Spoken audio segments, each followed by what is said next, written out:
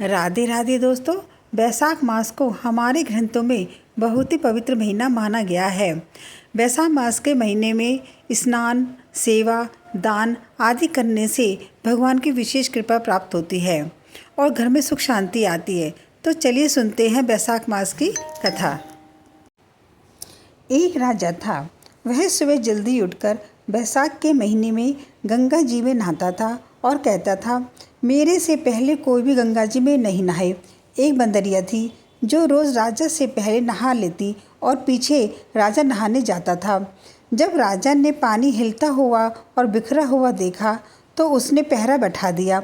सिपाहियों से कह दिया कि मेरे से पहले कोई भी नहीं नहाए। गंगा जी के किनारे एक पेड़ था। उसके ऊपर बंदरिया बैठी रहती थी।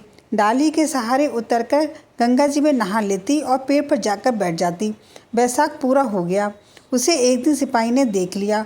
उसने देखा कि जब अंधेरे में उन्हें कुछ भी नहीं दिखता और उन्हें नींद आ जाती तो यह बंदरिया उस समय गंगा जी में नहाती। सिपाही उसको पकड़कर राजा के पास ले गए और कहा कि यह बंदरिया आपसे पहले नहाती है।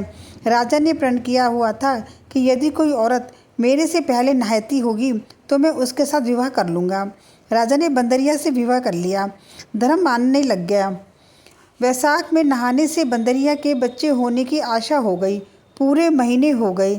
जब बंदरिया ने पूछा कि मेरे बच्चा होगा तो मैं किसे जगाऊंगी, तब राजा ने महल में एक घंटी बंधवा दी और कहा, तब तेरे दर्द हो तो घंटी हिला दियो, फिर जाकर सारा इंतजाम कर दूंगा। राजा की कई रानियां थीं। उन्होंने उस बंदरिया से पूछा, ये घंटी किसने बांधी है? जब वह बोली, राजा जी ने बांधी है। मेरे बच्चा होगा तब मैं इसे बुलाऊंगी। रानी ने कहा, जरा बजा कर दिखा तो राजा आएगा या नहीं। बंदरिया ने घंटी बजा दी। राजा आया। जब पूछा घंटी क्यों बजाई, तब बंदरिया बोली कि रानी ने कहा था। बंदरिया के बच्चा होने लगा तो उसने घंटी बजाई पर राजा नहीं आया। फिर रानी से बंदरिया ने पूछा, मैं बच्चा कैसे पैदा करूं? तब रानी ने कहा, आँख में पट्टी बांध ले, ओखली में सिर दे दे।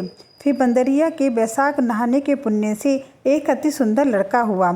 लड़का होते ही रानी ने राजा को नहीं दिया और दासी को दे दिया और कहा कि इस बंदरिया के बच्चे को नदी में बहा दो और बंदरिया के पास आटे को खून से लपेट कर रख दो। राजा ने आकर पूछा कि यह बच्चा हुआ है? तब रानी ने कहा, बच्चा नहीं हुआ है, ये ईंट पत्थर हुआ है। फिर राजा ने संतोष कर लिया कि रानियों के बच्चा नहीं होता, इसलिए इसके भी क्यों होता। उधर दासी बच्चों को फेंकने लगी तो नदी में फेंका नहीं गया। कुम्हार मिट्टी का बर्तन बना रहा था, उसके अंदर रखकर आ गई। कुम्हार और कुम्हारी खुदी हुई मिट्टी लेने गए तो देखा बहुत सुंदर बच्चा सो रहा है। तब कुम्हार बोला कि यह हमारा बच्चा नहीं था, इसलिए भगवान ने इस बच्चे को भेजा है जिसको तू पाल ले। तो उसने उससे बच्चे को अपने घर रख लिया। फिर कुम्हारी बोली, ले चलेंगे, अपने खातिर ही भगवान ने भेजा है, इसको पाल पोस कर बड़ा कर लिया।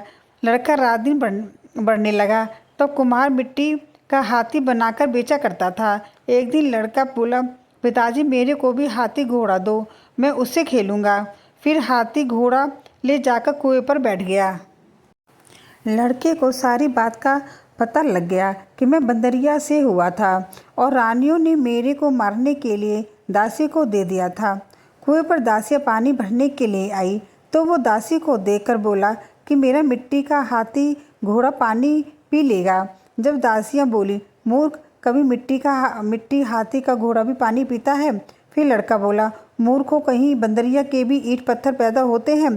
फिर वह दासियाँ रानी से बोली कि एक कुम्हार का लड़का है, उसने हमें यह बात कही और घड़े पर कंकरी मार कर फोड़ दिया। फिर रानी ने जहर का लड्डू तैयार किया और कहा कि यह लड्डू उस लड़के को खिलाओ। दूसरे दिन वह दासियाँ उस लड़के को वह लड्डू खिलाने गईं तो भगवान ने उस लड्डू को गोंदगिरी का लड्डू बना दिया। अगले दिन दासियों ने जाकर देखा कि वह मरा नहीं और खेलता फिर रहा है। इस पर रानी रूठ कर सो गई और राजा ने आकर पूछा, तो रानी क्यों सो रही हो? तब रानी ने जवाब दिया कि कुम्हार को अपनी बस्ती से निकाल दें। राजा ने कहा, ये क्यों कड़वा बोलती हो? पर रानी के जिद के आगे कुम्हार राजा की नहीं चली और उसने कुम्हार को निकलवा दिया। कुम्हार जंगल में रहने लगा। फिर वह लड़का बोला, पिताजी मेरे को 108 करवे 108 गोले बना दो। वह ठंडे ठंडे घड़े भरकर बैठ गया। गनगौरों के लिए मिट्टी लेने के लिए बहुत सारी लड़कियां आईं। राजा की साहूकारनियां भी आईं और बगीचे में बैठकर खेलने लग गईं। खेलते खेलते प्यास लग गई। वह छोरियां उस लड़के से बोली कि हमें पानी पिला दे। फिर वह लड़का बोला, मेरे पास ये गोलियां हैं, इन्हें खाती चली जाओ और मेरे पीछे फिरती जाओ। फिर कई लड़कियों ने कहा, मैं तेरी गोली नहीं खाऊं, हमें प्यास लग रही है, तू खा ले। फिर वह लड़की आगे आकर बैठ गई। छोरियां एक एक करके गोली खाती गई और ठंडा पानी पिया और उसके चारों तरफ फिरने लगी। सब लड़कियों के पेट में गर्व रह गया। लड़कियां मिट्टी लेकर गईं तो पीछे उनके बाप ने विवाह का साया निकलवाया तो साया नहीं निकला, पर उसने कहा इनका विवाह तो हो जाना चाहिए।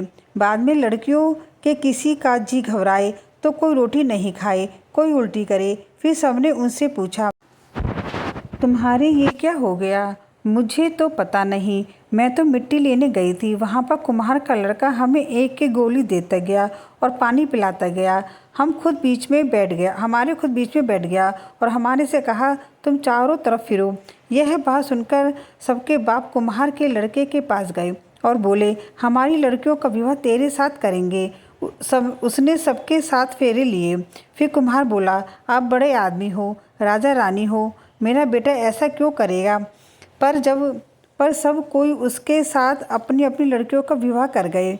बहुत सा धन दौलत देकर अपनी लड़कियों को विदा कर दिया और फिर इस तरह 108 बहुएं आ गई। फिर सबके लड़के भी हो गए और 108 कमरे करवा दिए। सब बहुओं के लिए भी कमरे भी बनवा दिए गए। फिर लड़के ने कहा, पिताजी हम सारे नगर में दावत का बुलावा देंगे, आपके इतनी बहुएं आई हैं और इतने पोते हो गए। तब कुम्हार ने कहा, जिमा दो। तब सारी नगरी और राजा रानी को बुलावा दे दिया। सब कोई जिमने आए और राजा का परिवार सेना सहित खुद आया। लड़के ने कहा, बंदरिया को क्यों नहीं लाए? राजा ने कहा, बंदरिया को भी बुला लेते हैं। राजा ने बंदरिया को बुलाने के लिए रथ पालकी सजाकर भिजवा दी। वहाँ पर सारी सभा में सोने की चौकी पर सुंदर गद्दी बिछवा दी। फिर बंदरिया आई तो गद्दी के ऊपर बैठा दिया और 108 बहुओं से कह दिया कि यह बंदरिया मेरी जन्म की माँ है और सब सोने की मोहरें देकर गोद में पोते देती जाओ। फिर सब बहुएं आई और सोने की मोहरें देकर पैर छूकर गोद में पोते देती गई। बंदरिया सबको आशीर्वाद देती गई। फिर राजा की रानियां समझ गई और राजा से कहा, ये हमें बुलाकर हमारा अपमान कर रहे हैं, इसलिए हम भी जा रहे हैं। फिर राजा भी लड़कर बोला कि हे भाई, तू बंदरियों का स्वागत इतना क्यों कर रहा है? जब वह बोला, यह बंदरिया मेरी जन्म की माँ है। तब राजा ने पूछा, कैसे? मैं बंदरिया से पैदा हुआ था तो तुम्हारी रानियों ने मुझे दासियों को दे दिया और कहा कि इसे नदी में बहा दो, लेकिन दासी ने मुझे नदी में नहीं बहाया, उसने मुझे खडेड़ पे रख दिया और कुम्हार और कुम्हारी ने मेरे को पाल पोस कर बड़ा कर दिया और रानियों ने तुम्हारे से कह दिया कि उसके गारा पैदा हुआ है तो दासी मेरे को ले गई थी और यहीं पर खड़ी हैं और दासी ने कह दिया था कि हाँ मेरे को दिया था, मेरे से इसे नदी में नहीं फेंका गया, इसलिए इसको खदेड़ में मैंने रख दिया। वहाँ पर वह रानी सुनकर चुप रह गई। पीछे राजा ने रानियों को छोड़ दिया और बंदरिया को साथ ले गया।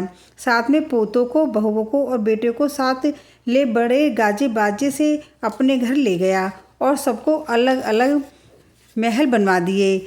सब वहाँ पर जाकर राज्य करने लगी और सारी दुनिया कहने लगी कि बैसाख नहाने का इतना फल है तो सबको बैसाख नहाना चाहिए, दान पुण्य करना चाहिए। बाप ने कुम्हार से कहा, तेरे को जितना धन चाहिए तू ले ले, तेरा मन चाहे तो मेरे घर में रह जा, तेरा मन हो तो तू अपने घर जाकर रह ले, क्योंकि तूने बहुत बड़ा उपकार किया है। फिर सबको बहुत सारा धन दे दिया। बंदरिया बैसाख नहाई तो राजा जी का राज्य पाया और 108 पोते पाए। हे भगवान, जैसे बंदरिया को सुख संपत्ति दी वैसे ही सबको देना। तो दोस्तों, जो भी इंसान बैसाख मास के महीने में स्नान करता है या दान पुण्य करता है या दूसरों की सेवा करता है तो उस पर ईश्वर की विशेष कृपा बनी रहती है और भगवान उसके सारे कष्टों को दूर कर देते हैं। इसलिए बैसाख के महीने में स्नान और दान और सेवा जब अवश्य करनी चाहिए। राधे राधे।